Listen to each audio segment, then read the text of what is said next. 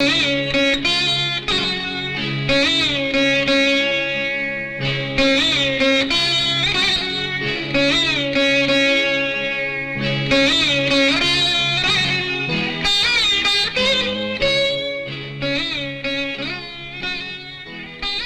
ഒന്നും പറയാത്തത്? നമുക്കിറങ്ങാം. ആ, ഇറങ്ങാൻ വരട്ടെ. വിളിപ്പിച്ചത് ഞാനേ.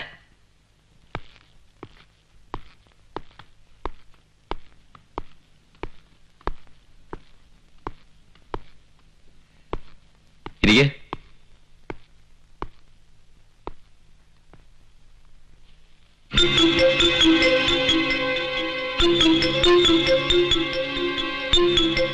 അച്ഛനെവിടെ?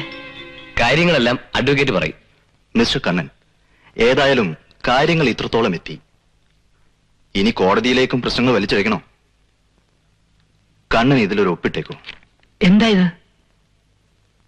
നിങ്ങളുടെ ബന്ധം സ്വമേധയാ വേർപെടുത്താൻ സമ്മതിച്ചുകൊണ്ടുള്ള കരാറാണ്.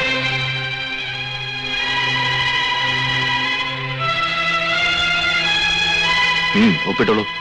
രാധിക ഇതിന് സമ്മതിച്ചോ? അവള് തന്നെയാ മുൻകൈ എടുത്തിരിക്കുന്നത്.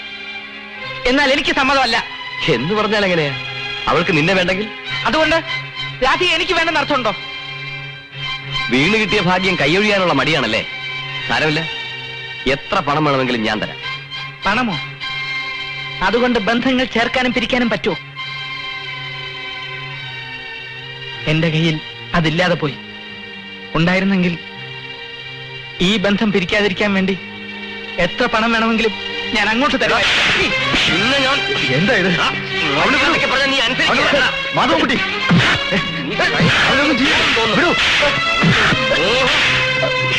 എന്റെ പെങ്ങളെ മാത്രം കിട്ടിയോടാ വാട്ടി.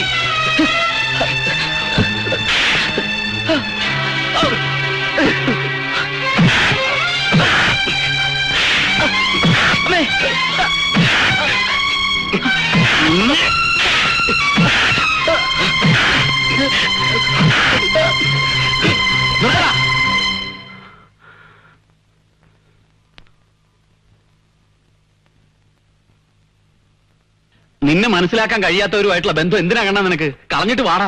വലിയ പണക്കാരനാണ് ഇയാള് പൂവിട്ട് പൂവിച്ചേനെ. നീ വാടാ. ഇതിലൊപ്പിടാതെ നീ പഠിച്ചു പുറത്തു പോവില്ല. മനുഷ്യന്റെ രൂപം ഉണ്ടല്ലോ സാറേ, പിന്നെ എന്താ മൃഗത്തിന്റെ സ്വഭാവം? പേടിപ്പിക്കണ്ട, ഒപ്പിട്ട് കൊടുത്തേക്കടാ.